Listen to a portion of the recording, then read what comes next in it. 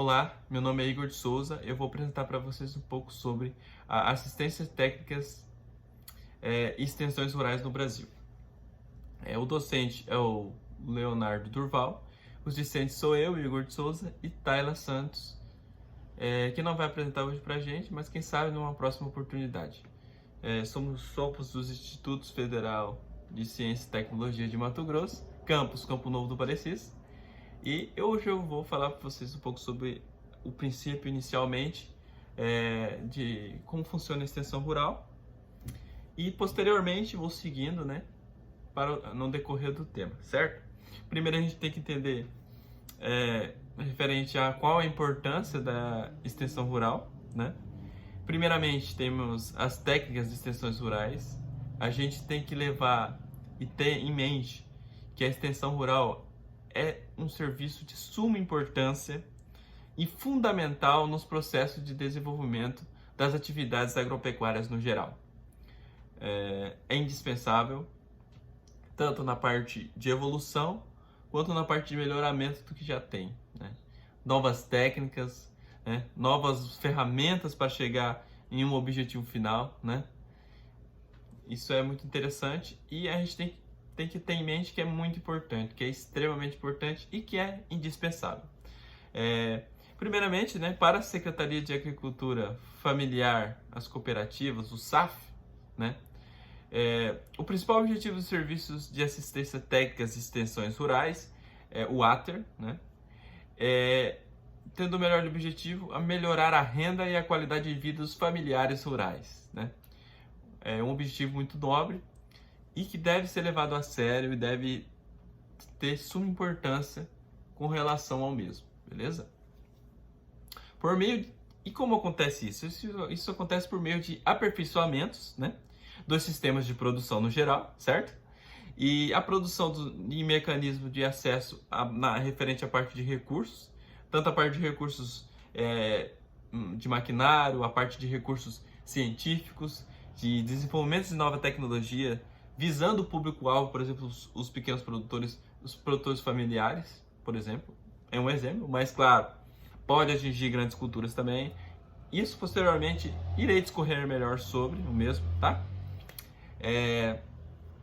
E focado nessa parte de renda, da parte de renda e de forma sustentável, de forma que seja sustentável esse tipo de produção, que traga benefícios tanto para o agricultor quanto para o meio em si, Que é claro que eu não posso, se eu tiver um meio que está tendo irregularidades, isso pode me ajudar a chegar lá na regularidade correta, de trabalhar de forma certa, usar conscientização também da população, usar IPI, que é muito interessante, que é de suma importância para a saúde, Você utilizar uma proteção. Então, todas essas partes de desenvolvimento, de educação, trazer a educação para o campo, a parte familiar, que é muito importante, realmente.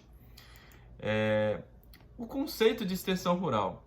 Extensão rural, galera, é um processo cooperativo, certo?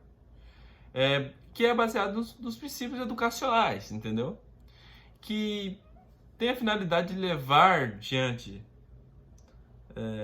aos adultos, os jovens, as crianças do meio rural, ensinamentos referentes à agricultura, melhor produção, evitar o desperdício, Todas essas coisas que é de suma importância, que é muito bacana para o desenvolvimento, tanto de como pessoas, como família, e desenvolver a agricultura local também, que ajuda muito, Vão ter produtos de maiores qualidades, a sociedade agradece, produtos de maiores qualidades, maior saúde, e é sensacional, certo? Isso acaba levantando-se, melhorando a renda e melhorando o nível de vida dessas populações, Tendo ali uma assistência adequada, vai ter um desenvolvimento melhor, vai obter uma renda melhor, produtos de qualidade, logo uma renda, vou poder colocar um preço mais bacana, em cima daquele produto, Embora essas ações estejam registradas na história, é claro, tanto no termo de extensão rural, praticado lá pelas universidades inglesas, séculos atrás, que que aconteceu, que não é algo novo, é algo que já vem se estendendo há muito tempo e é algo que eu vou falar sobre futuramente, né, nos próximos slides, sobre a história no Brasil, de como a política, como tudo influenciou para o que temos hoje, o conceito de extensão rural. O conceito de extensão rural como processo, né? O processo de extensão rural significa, no sentido literal, né? O ato de levar, transmitir fontes geradoras de informações à população rural. Levar informação de qualidade, informação que vai ajudar a desenvolver a minha área, o meu produto, que eu tenho implantado ali, né? E isso envolve inúmeras coisas, né? Envolve parte política, certo? Envolve parte socioeconômica, economia local, a parte de presidência também. Então é algo que é muito maior do que a gente acha que é. Porque se você pesquisar aí por cima o que é extensão rural, é claro, como a gente já fez nas aulas anteriores, o que é extensão rural, né? O que a gente tinha como base? Era a parte, é a parte de educação, de campo, né? Essa parte genérica da coisa, né? Mas é claro que ela é muito maior que isso. Ela engloba ali um senso moral muito elevado, certo? Eu vou ajudar vidas. Logo, se eu ajudo vidas, tem um cunho social aí. Então é maior do que a gente acha que é, de imediato, certo? Mas é claro que tem toda essa parte burocrática, a parte de investimento, tem a parte de investimento, a parte governamental, né? Essa parte burocrática da coisa. Então isso é muito interessante. A gente tem que levar isso em consideração, né? Para poder entender a economia relacionada à extensão rural, a parte política, que daqui para frente vai ser a parte da história, que vai estar envolvendo a parte da política também. Vamos lá. Como instituição, né? Quando falamos de instituição, referente à mesma. Frequente encontro de textos, por exemplo, a extensão rural desempenha estudos no papel é muito importante no processo de desenvolvimento dos pequenos agricultores, né? É claro que acaba influenciando os grandes agricultores também, de N formas. Quando eu falo que é o foco, claro, acaba ajudando mais os pequenos agricultores, mas os grandes também acabam ajudando. Então eu falando que ajuda todo mundo de certa forma, vai contribuir de N formas para o bem comum, digamos assim, certo? Refere-se à organização de estatais, de estados e produtos e serviços, como ali produtos e serviços de desenvolvimento. Ali a gente vai ter um exemplo aí de institutos de pesquisas que vai patrocinar, né? Vai ajudar a desenvolver esse tipo de coisa, que no caso é a Embrapa, o IMA, né? São instituições que têm o cunho comercial, mas tem o cunho também governamental e tem essa parte relacionada também à parte de melhoramento, transmissão de conhecimento para a população no geral. Aí eu tenho a parte da política, né? Que neste caso reduzimos as políticas de extensões rurais. Ali vai entrar o Ministério da Agricultura, né? Também. Traçadas pelo governo federal, ou seja, o governo federal que vai comandar, vai guiar esse tipo de desenvolvimento. Então, ou seja, a mudança de presidente, a mudança né? Vai influenciar também. O governo influencia. As estatais também referentes aos municípios, né? Ou seja, cada município também tem sua presença e também referente à parte dos seus estados. Os estados têm sua influência no meio também. Não é polarizado só apenas a parte federativa. Ao longo do tempo, através dos dispositivos legais, né? Pragmáticos, né? Mas que podem ser executadas em organizações tanto públicas quanto privadas, ou seja, Organizações privadas também podem entrar no meio, pode utilizar esse tipo de... Pode criar um programa também relacionado à parte de extensão rural e transmitir conhecimento, como isso a gente já está acostumado aí a ver hoje em dia, né? Que é muito comum, tá? Agora eu vou entrar, nos próximos slides agora, eu vou entrar mais na parte de história, tá? Vou discorrer um pouco mais sobre o próprio título da palavra, relacionado à parte de desenvolvimento, a parte de siglas. Então, daí mais pra frente agora eu vou falar sobre.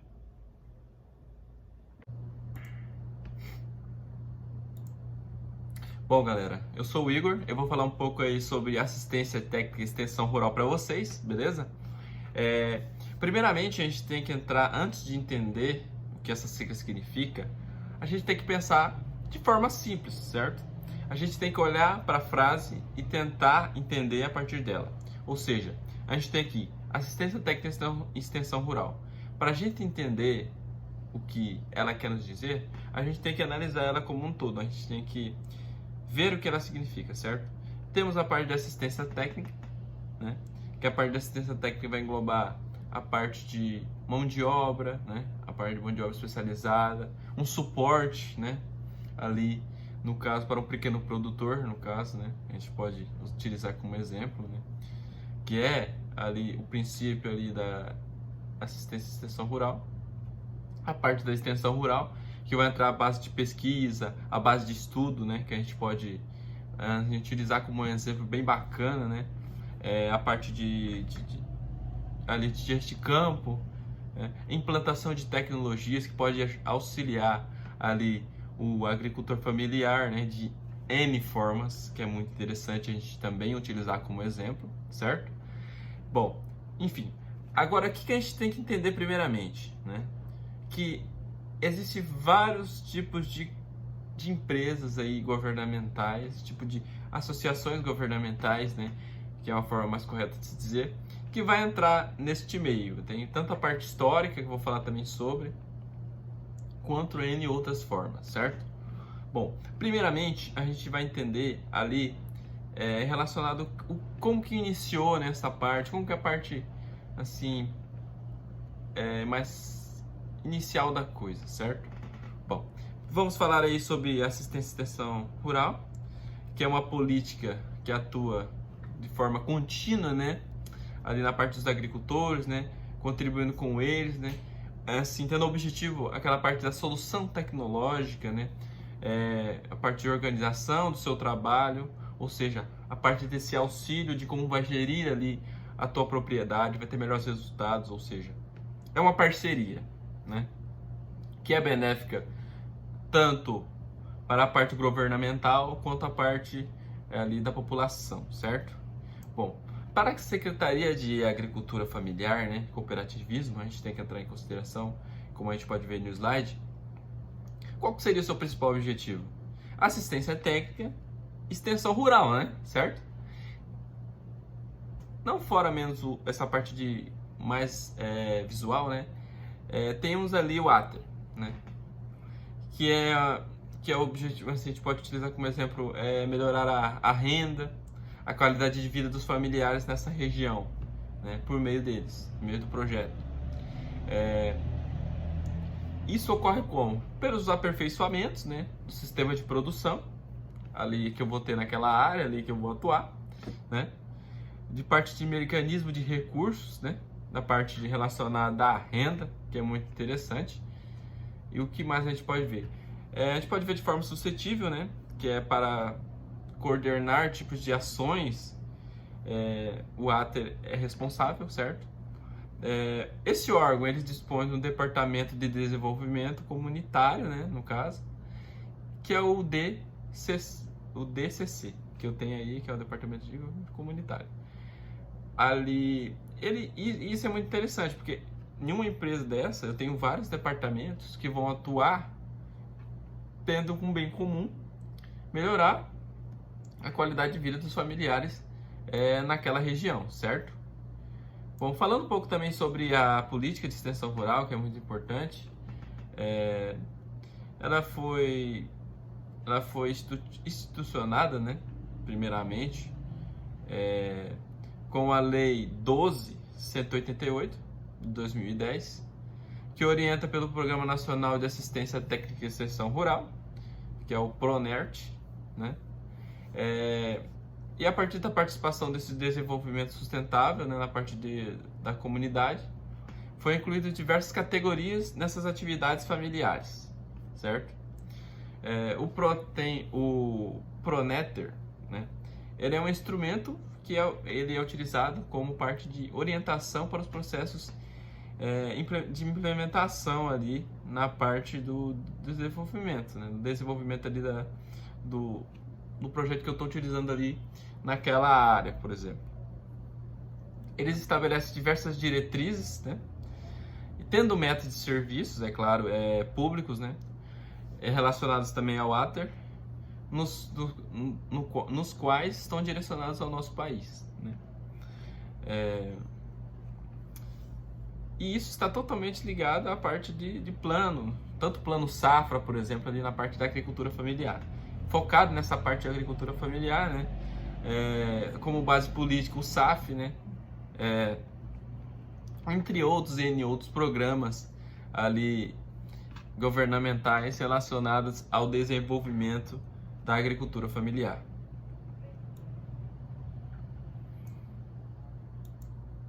Vou passar o slide aqui. Além dessa parte histórica, a gente tem que entrar assim, em consideração que a parte que a gente tem é orçamentária também, né? Atendendo aí a parte de as demais demandas ali dos diferentes setores da sociedade civil, que ocorre e é muito presente no mesmo. A instituição pública que a gente tem aqui no slide que a gente pode ver aqui, que é o ATER, né, que ele é muito presente, que ele funciona como uma organização de pesquisa, né, de universidades e prefeituras, tanto partes municipais, ações orçamentárias que compõem, né, o PRONATER, que são adequadas, né, a cada tipo de propriedade estabelecida, né, relacionada à parte de produção, entre outras partes relacionadas à parte governamental, né. Temos assistência técnica relacionada à parte de empreendimento, né, toda essa gerência. Realmente é focado na parte de desenvolvimento familiar, né, para que seja possível, a partir daí, um possível futuro, né, relacionado à parte de desenvolvimento, né, que é muito importante. A gente pode achar que a parte de suporte hoje é fundamental para o desenvolvimento. Tanto na parte da pandemia, né, você imagina, o pessoal produzia, vendia e do nada tudo fechou. Então, é um suporte, é um socorro para o agricultor familiar, certo? Outras partes relacionadas, temos também aqui a parte histórica, que é importante a gente aprender. A Constituição de 1988, né, ela deferiu que ambas devem ser levadas em nota no planejamento de execução e política agrícola do país, certo? Entre outros pontos, né? No início da implantação do ATER, né, como eu já tinha dito, que já é de antigamente, já dos anos de 1950 e 1960, né? Ele teve a sua implantação no serviço ATER, que foi no Brasil, que ocorreu nessas décadas de 50 e 60, com a criação das associações de crédito e assistência rural, o ACCAR, né? Nos estados dos quais eles eram coordenados pelas associações brasileiras de crédito e assistência rural, mas propriamente dita, essa parte de desenvolvimento, de histórico, é importante a gente entender por quê, né? Porque é uma batalha que acabou acontecendo, é uma conquista, né? Ele não veio por acaso, então isso é muito interessante. O Ather simplesmente a gente pode utilizar ali como um princípio básico ali para falar sobre ele, que ele é um serviço fundamental nos processos de desenvolvimento rural. É isso que a gente tem que levar e anotar, entrar em consideração, que isso a base do Ather, certo? A Constituição de 1988, né, acabou definindo que ambas deveriam ser levadas em conta no planejamento de execução política, né, na parte agrícola do país, né? Entre outros pontos, né, que a gente pode também citar como exemplo. Peixoto de Azevedo, ele citou que no início da implantação do serviço Ather no Brasil, ocorreu nessas décadas já citadas, de 50 e 60, veio essa criação de crédito rural, né? A coordenação associada à parte da Associação Brasileira, né, de Crédito,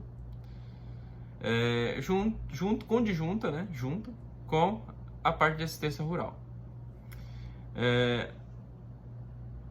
A primeira ACAR foi criada em Minas Gerais, né, no Ather, em 1948, obtendo bons resultados, que acabou levando às assinaturas em 1954, de acordo com o governo norte-americano, que criou o projeto, né, técnicos da agricultura.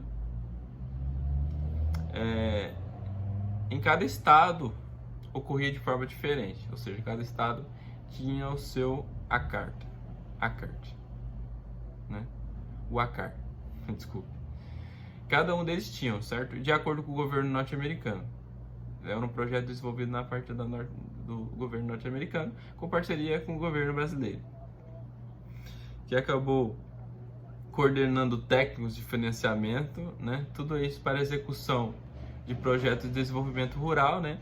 Entre os quais as coordenações de ações e extensões rurais. Foi essa parte de investimento externo que acabou desencadeando essa parte de investimento na agricultura, ou seja, investindo na base para que o todo, né, influenciando na economia de forma geral, no caso, a agricultura familiar sendo supervalorizada. E aqui a gente tem a parte da lei 6.12.6, né, de 6 de novembro de 1974, né, que implantou, né, a estalização do Sistema Brasileiro de Extensão Rural, e assim foi instituída a Empresa Brasileira de Assistência Técnica e Extensão Rural, a Embrater, né? Ou seja, de acordo com a evolução, com o tempo, diversos rompimentos ali, de acordo com diversas leis, iniciou-se a estatização do Sistema Brasileiro de Extensão, né? E aí a gente teve o surgimento da Embrater, certo? Como empresa pública, né? Já em 1990, a Embrater foi extinta, né, pelo governo, certo? Aí foi extinta pelo governo Collor, deixando as competências do serviço para os estados e municípios, né? Desorganizando o sistema oficial do Ather, né? No entanto, o governo federal passou, né, no caso, as funções para o novo ministro da Agricultura, não, o novo Ministério da Agricultura, em forma de agrária, né? O MARA. Diversas siglas, a gente tem que acabar se familiarizando com as mesmas, né? Porque mudou a lei, acabou mudando aqui a empresa, já cria uma nova sigla, então é interessante a gente se familiarizar com elas. Ainda lá em 1990, foi apresentadas, né, atribuições do Ather, né, que ficaram restritas ao INCRA, no caso, certo? Bom, agora é interessante a gente ver, né, essa parte de evolução, de troca de governo, como isso influencia tanto na parte de criação de projetos de desenvolvimento, tanto governamentais quanto relacionado à parte de desenvolvimento agrário, né? A gente vai ter ali o princípio do surgimento social, né? Que é muito interessante, que é essas mudanças diretas, né? Que é uma loucura, né? Tanto parte de governo, troca governo, vai governo. As partes das instituições, elas sofrem muito com isso, elas sofrem alterações. E isso impacta de diversas formas, tanto a parte da agricultura, né? Quanto a parte de desenvolvimento mesmo, né? Que a agricultura hoje é bem mais desenvolvida que em 1950, no qual a parte de... E a agricultura familiar é de suma importância, né? Tendo aí esta correlação, né? Muito marcante. Bom, agora vamos à parte de relação ali agropecuária, né? Que é muito bacana, que é muito interessante a gente falar sobre, né? Por quê? Porque a parte da agropecuária ali como um todo, englobando a parte familiar, a parte, né? Que é um foco muito interessante. A gente falar sobre a agricultura, a evolução da agricultura em si.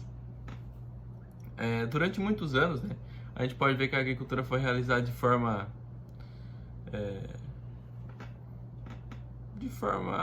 diferente, de certa forma, né?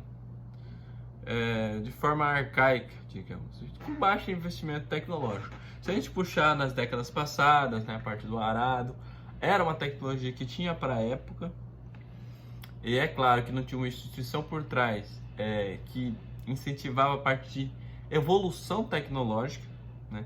No caso, isso vai ocorrer aqui, com essas instituições elas vão influenciar, elas vão fazer com que isso aconteça para melhorar ali tanto a qualidade do produto, né, quanto o desenvolvimento do mesmo. Decorrente de grandes partes de vasta extensão territorial que a gente tem, a evolução tecnológica era necessária e é necessária, né?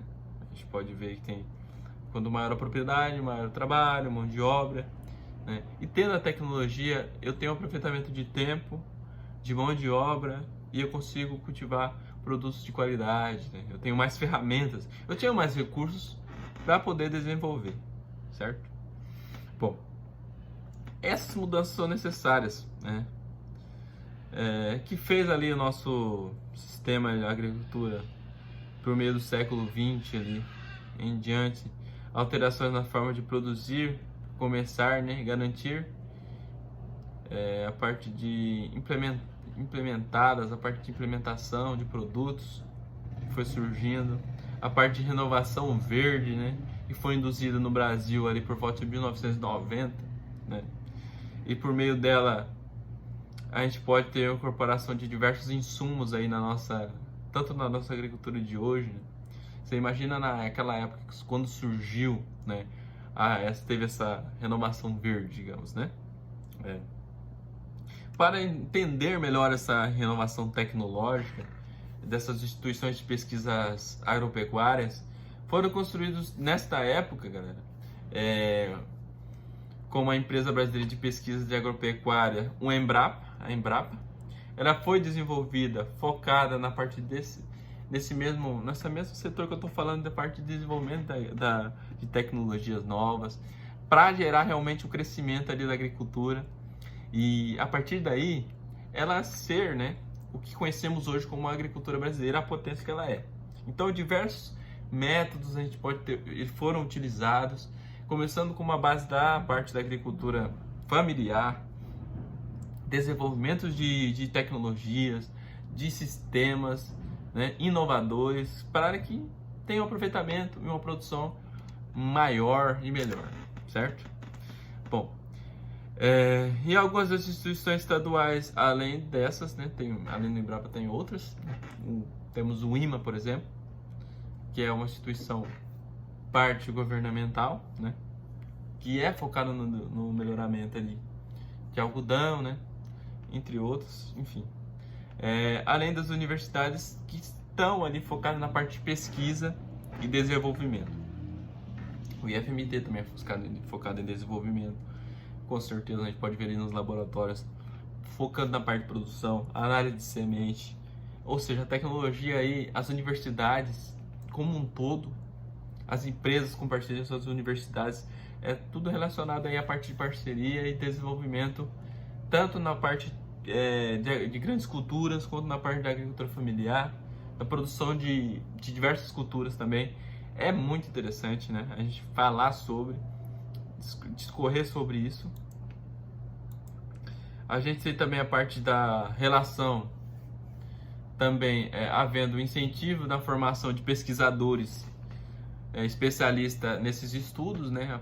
Tanto na parte das faculdades, né? Nessa parte de desenvolvimento, focada na produção, né? Que é muito interessante, que é necessário, né? Na agronegócio, né?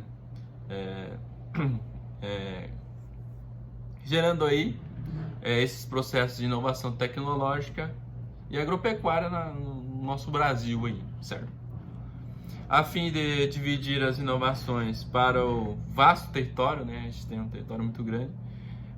A gente teve a configuração profissional de assistência técnica e extensão rural, com a formação de diversas áreas do conhecimento, né? Que a gente acabou dividindo para abranger diversas áreas do conhecimento de forma mais completa, né? Porque se juntasse tudo em uma só seria muito geral, então é melhor dividir, fazer de uma forma mais detalhada ambos no seu nicho para termos um retorno mais adequado. Aí a gente vai ter a geração da engenharia agronômica, né? A nossa engenharia agronômica, a engenharia agrícola, a zootecnia, né? A economia doméstica também vai entrar nesse meio, e a engenharia florestal também. Então, nessa parte de ciências agrárias aí, vai ter englobado também, tanto é relacionado essa parte de pesquisa e desenvolvimento, todo relacionado à parte, né? Aí de desenvolvimento de pesquisa, de geração de conhecimento, certo? Temos o ATER, né, via censo, em 2017 aí, que foi ocorrida uma pesquisa aí para ilustrar que foi exposto na seleção anterior, né? Recebido de orientação técnica pelos estabelecimentos agropecuários nos últimos, principalmente ali no ano de 2017, né? Na assistência técnica agrícola governamental, estavam apresentando ali dados, né, do censo da agropecuária, né, do ano de 2017. As informações estão apresentando, né, ali na parte da região e por estados, que eu vou mostrar para vocês o mapa daqui a pouco. Que casos relevantes, além da desagregação, né, dos tipos de estabelecimento, agricultura não familiar no caso, certo? A gente pode ver no mapa aí, né, que o mapa mostra para nós a nossa produção de estabelecimento de município, que acabam recebendo os tipos de orientação de técnicos, né? No caso, nesse ano de 2017, a parte do auxílio, né? A faixa de cor escura que apresenta, a gente pode ver no mapa aí, 50% dos estabelecimentos com orientação técnica, certo? Apenas nas regiões sudeste e sul do município, e no Mato Grosso do Sul a gente pode ver, e também em Goiás a gente pode se destacar, mas nesse ano ainda deveria haver mais, né? Ainda há pouco, se você for julgar como um todo, essa parte de auxílio da extensão rural. Ainda tem muito que melhorar, gente. Apesar da tecnologia vindo aí, ainda tem muito que evoluir ainda para que tenhamos o ideal para um desenvolvimento melhor. Ainda tem muito que melhorar nesse quesito. Aí chegamos à nossa conclusão. O que a gente chega à conclusão com base de tudo isso? Que a assistência e extensão rural é fundamental para o desenvolvimento socioeconômico E ele contribui imensamente para o aumento da qualidade de vida de inúmeras pessoas da sociedade. Tanto do pequeno, tanto para o médio e quanto para o grande produtor. E nem apenas produtor, também para a gente, estudantes, que somos geradores de conhecimento, vamos sair no mercado e vamos ajudar no desenvolvimento aí de N propriedades, de N formas, contribuindo para o crescimento do país, né? Bom, esse é o meu muito obrigado. Obrigado pelo tempo de vocês. Essa foi a minha apresentação e da Tayla referente ao tema apresentado pelo professor Leonardo Durval. Muito obrigado e até a próxima.